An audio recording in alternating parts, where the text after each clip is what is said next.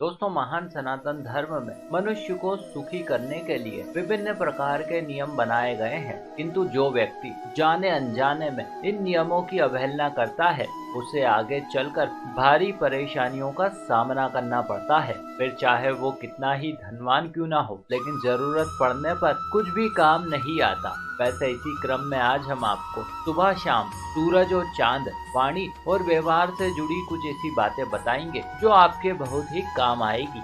लेकिन शुरू करने से पहले अभी तक यदि आपने चैनल को सब्सक्राइब, वीडियो को लाइक व शेयर नहीं किया है तो जल्दी से कीजिए। नमस्कार और एक बार फिर स्वागत है आप सभी का आपके अपने वीडियो कलेश यूट्यूब चैनल पर।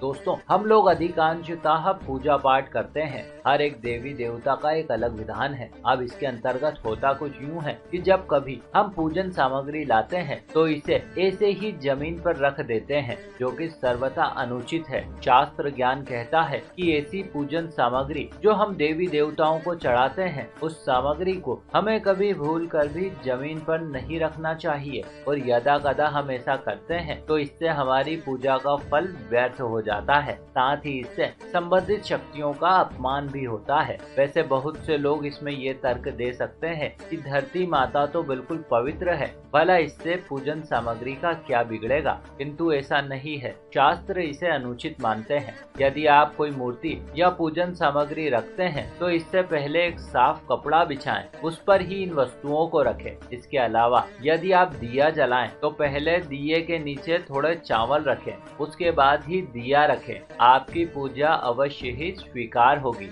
अब बात करते हैं अगली गलती की। दोस्तों, कहने को तो सूर्य और चंद्रमा आकाशीय ग्रह हैं, किंतु महान सनातन धर्म न सिर्फ इन्हें ग्रह बल्कि इन्हें देवतुल्य मानता है। वर्ष में कई त्योहार भी ऐसे आते हैं जिस दिन हम इनका पूजन करते हैं। जैसे बात करें छठ पूजा की, तो ये पर्व सूर्य देव को समर्पित है। कार्तिक माह के शुक्ल पक्ष के छठ तिथि के दिन इस त्योहार को मनाया जाता है। इस दिन महिलाएं उगते सूर्य को अर्घ देकर सूर्योपासना करती है। ठीक इसी प्रकार से करवा चौथ का पर्व भी आता है। इस दिन महिलाएं अपने पति की लंबी आयु के लिए व्रत कर चंद्रमा को अर्घ्य देकर व्रत का पारण करती है। अतः दोस्तों, यदि संक्षिप्त में कहें तो इन पर्वों पर उगते सूर्य व चंद्रमा के दर्शन का विधान है, किंतु कई बार मनुष्य जाने अनजाने में डूबते सूर्य के दर्शन कर बैठता है, जो कि सर्वथा अनुचित है। शास्त्रगत मान्यताओं के अनुसार ऐसा करने से न सिर्फ व्यक्ति को स्वास्थ्य संबंधी परेशानी आती है,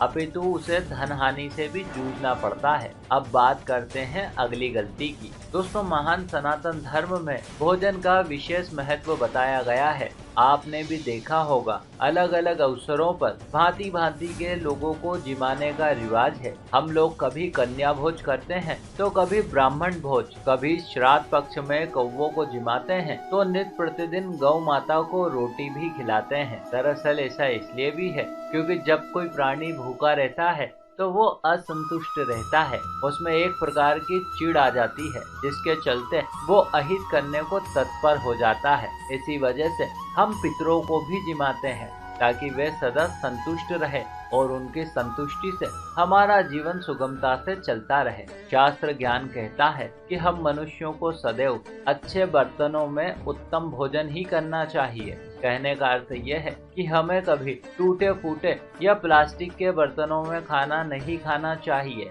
इससे दुर्भाग्य बढ़ता है। इतना ही नहीं, अपितु रविवार के दिन कांसे के बर्तन में भूलकर भी भोजन नहीं करना चाहिए। इससे आपके परिवार का अपमान व धन हानि की संभावना प्रबल हो उठती है। अब बात करते हैं अगली गलती की। ऐसी वाणी बोलिए मन का आपा खोए, औरन को शीतल करे, आप हूँ शीतल होए। दोस्तों, इस दोहे में संत कबीरदास जी वाणी की महत्ता का बखान करते हुए कह रहे हैं कि हमें सदैव ऐसी वाणी बोलनी चाहिए जिससे दूसरों को शीतलता का अनुभव हो, और न सिर्फ दूसरों को अपितु हमारा मन भी प्रसन्न हो उठे। और यह बहुत जरूरी है, क्योंकि कहने को तो जुबान में हड्डियां नहीं होती, लेकिन ये हड्डियां टुटवाने का सामर्थ्य रखती है।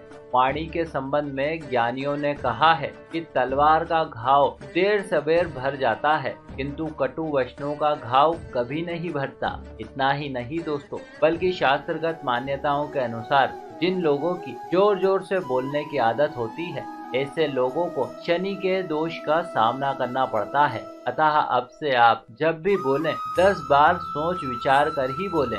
अब बात करते हैं अगली गलती की।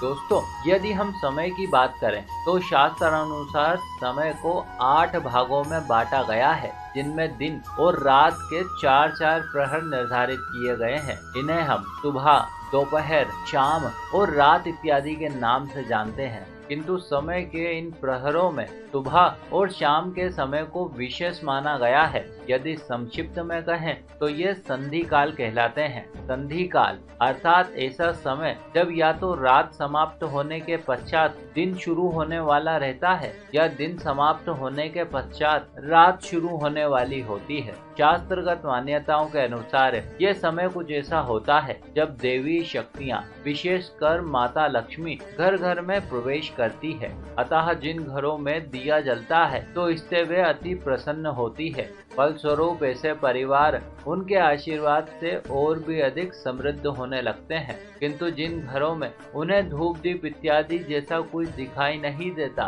उन घरों के लोगों से वे कुपित होकर आगे बढ़ जाती है। अतः दोस्तों, ये जरूरी है कि आप सुबह और शाम के समय दीप अवश्य प्रज्वलित करें, सदैव कृपा बनी रहेगी। तो दोस्तों, ये थे वे 5 काम जो आपको उचित रीति से करने चाहिए ताकि आपके परिवार पर सदैव देवी कृपा बनी रहे। इसी के साथ हमारी ये जानकारी भी यहीं समाप्त हुई। आशा करते हैं आपको हमारा प्रस्तुतिकरण व प्रयास जरूर अच्छा लगा होगा। आपने हमें इतने प्रेम से सुना, इस सब के लिए आपका बहुत बहुत आभार। हम जल्द ही मिलेंगे आपसे अगले वीडियो में। तब तक के लिए नमस्कार।